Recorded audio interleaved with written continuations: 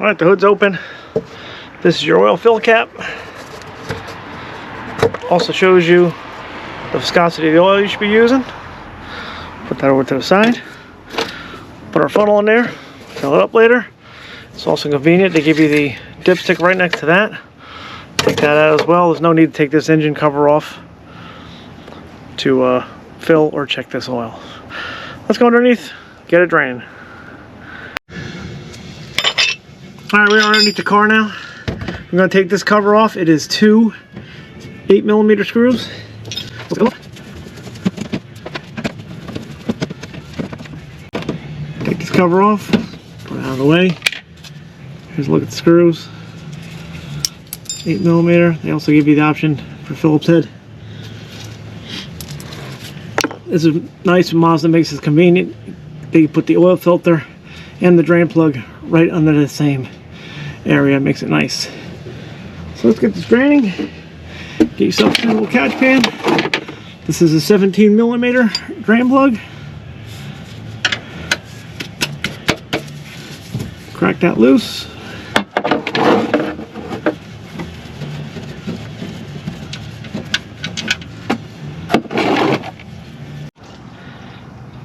Alright, while that's draining, I'm going to change our drain plug gasket. There we go. Put a gasket on there. That's what it looks like. Just a simple crush washer. You could probably get away with using the old one, but for under $1, I would just change it out. Now we're going to pre-fill the oil filter. Since this does go up vertically into the engine, we can do that.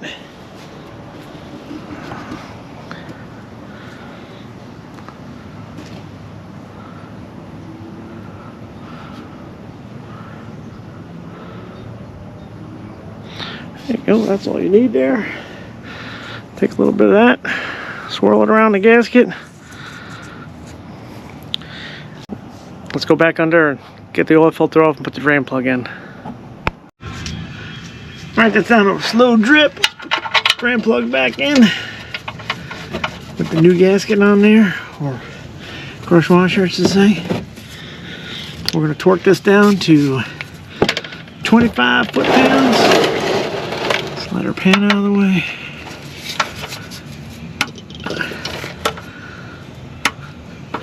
That's it. Don't need to kill it. Alright, let's get the filter off.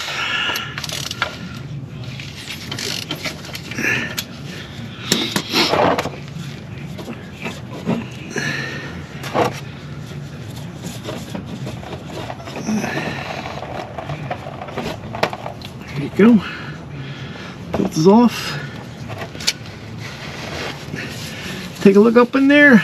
Make sure the gasket came off with it. You can wipe down the flange if you like.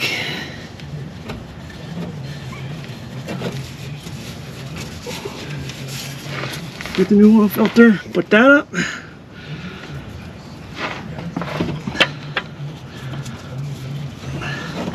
I have to tell you, this is so nice having the drain plug and the filter next to each other.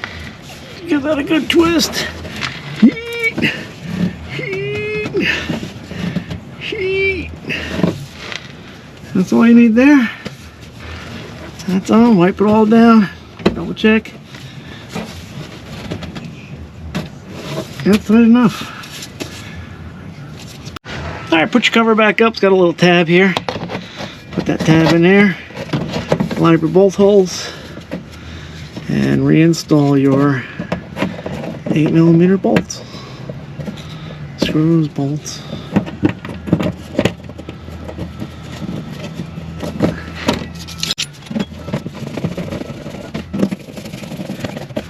Alright, that's in life, Flynn. Let's go up top. Fill it up. Alright, this car takes 0-20. Fill it right up.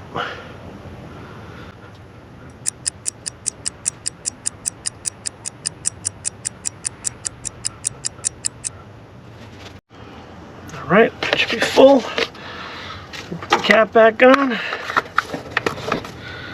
Dipstick back in.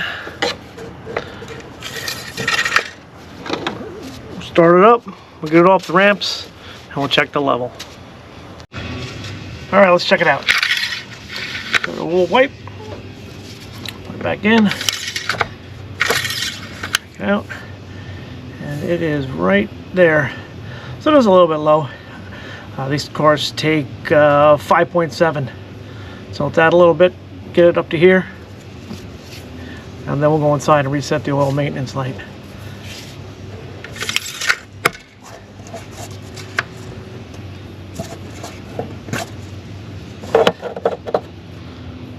Alright, we added a little to top it off. Let's see where we're at now. Put it out. Give it a wipe. Again. And there you go. Right up to the second hole there. I don't know if you can see that so good on camera, but she's full. Now we'll go inside and we'll reset the oil maintenance minder light.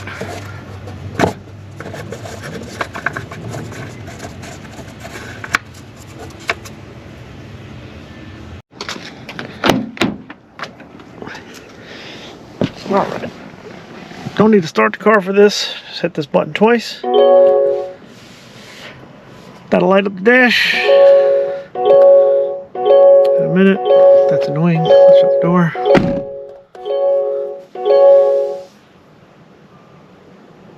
Okay, you go over here to home on this. Hit that. That'll come up with the infotainment information. You can see it says service past due. So what you'll do here is you use this knob and you just turn the knob and it'll go up to information. Go down to vehicle status monitor. Go down to vehicle maintenance settings. Reset oil change distance. I have mine set for anywhere between 5,000 and 6,000 miles. So you hit that, it'll ask you, just turn the knob to reset, press the button, and the oil change distance has been reset. And then we'll go back to home.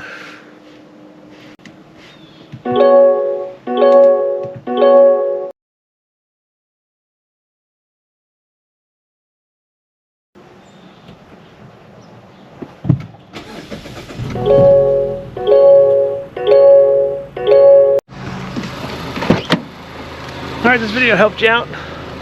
Give me a thumbs up. Drop a comment down below if there's something I missed. Consider subscribing to the channel if you want to see more content like this. I want to thank you guys for watching. I'll see you on the next one.